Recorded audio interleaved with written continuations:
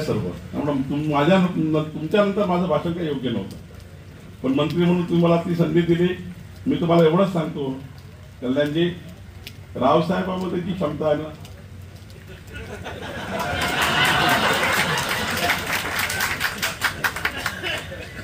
आमच्या पुरामध्ये नाही. ते आताही 35 वर्षाचे तरुण आहेत,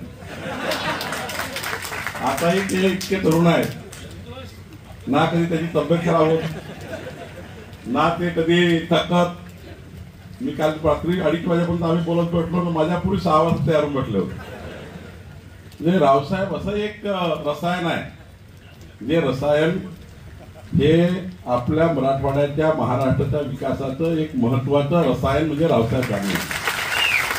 रावसाहेबांमध्ये जे विजन आहे, कारण माननीय प्रधानमंत्री मोदीजी, मला या गोष्टीचा अभिमान आहे की देशाचे पंतप्रधानाकडे जेव्हा रावसाहेब जातात तेव्हा प्रधानमंत्री मोदीजी सुद्धा रावसाहेबांसोबत 10 मिनिट 15 मिनिट 20 मिनिट बसून त्यांनी दिलेला प्रत्येक कागदावर निर्णय करतात. एवढी क्षमता या देशामध्ये माननीय रावसाहेबांची आहे. दिल्ली पासून गल्लीपर्यंत क्षमतावान नेतृत्व रावसाहेब दानवेजी आहेत.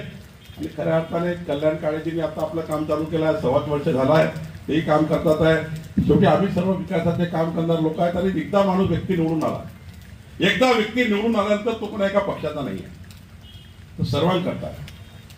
निवडणुकीकरता पक्ष आहे, पण पक्षामध्ये निवडून आल्यानंतर मात्र आपापल्या पद्धतीने आपापला विकास करण्याची त्या ठिकाणी आपली पद्धती आहे.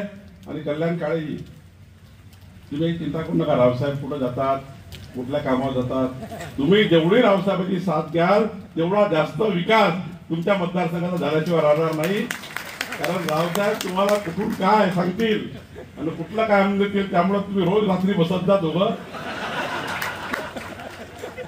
मला तुमच्या दोघांवर हा सल्ला द्यायचा, हे तुम्हाला सल्ला देऊ शकत नाही, सल्ला देण्याची माझी हिंमतही नाही. माझी दोघांना विनंती, तुम्ही दोघं एकत्र बसले ना, ना बातमी हो, आणि जी गाडी आहे ना दिल्लीची, तुम्ही दिल्लीमध्ये जेव्हा असता तेव्हा रावसाहेबाला तुम्ही मोदीजीकडे सर्वीकडे घेऊन फिरा. तुम्हाला जेवढे प्रोजेक्ट पाहिजे काढायचे तेवढे रावसाहेब तुम्हाला त्या ठिकाणी आणून देतील. कारण रावसाहेबांमध्ये खरंच क्षमता आहे. मला कधी कधी दिल्लीला रावसाहेबांना घेऊन जावं लागतं. आणि त्यामुळे आता 5 वर्ष काही निवडणुका नाहीत आहे, जेव्हा व्हायचं तेव्हा होऊ.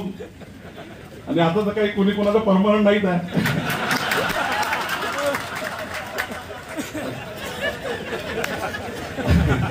रोज तुम्हाला भूकंप दिसून झालं, रोज भूकंप. आमच्या नगराध्यक्ष तुम्ही काळजी करूच नका. महाराष्ट्रात रावसाहेबांनी सांगितलं काळजी करू नका, कल्याण काळेंनी सांगितलं काळजी करू नका, मी सांगतो काळजी करू नका, संतोष दानवे सांगितलं काळजी करू नका. आता याच्यापेक्षा कोणती सर्टिफिकेट पाहिजे? तुम्ही सांगाल ते काम आम्ही करू. कारण महसूल मंत्री म्हणून मी तुम्हाला सांगतो, सर्व समाजाला, सर्व गरीब माणसाला प्रॉपर्टी कार्ड देण्यापासून प्रत्येक काम आपल्याला करायचं आहे. आमची महसूल यंत्रणा, काल मी 5 तास बसलो, आमची महसूल यंत्रणा संपूर्ण या ठिकाणी काम करेल.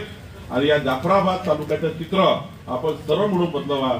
आणि आज मला पहिलं वाटलं की संतोष दानवे बोलले तर डायरेक्ट मला बोलायला भेटेल, त्यामुळं मला माहित नव्हतं तुम्ही बोलत आहे, पण तुम्हीच पहिला आधी बोलायला पाहिजे होतं, मग संतोषनी बोलायला पाहिजे होतं. पण ठीक आहे, नंतर तुम्ही बोलले, आम्हाला कळलं की तुमच्यामध्ये काय क्षमता आहे. रावसाहेबांनी म्हटलं की काही काळजी करू नका. आणि कल्याण काळे साहेबांनी आता रावसाहेब एकत्र रोज बसणार आहे, त्यामुळं काही काळजी करायची गरज नाही आहे. जे काही आता या भोकरदन आणि या जालना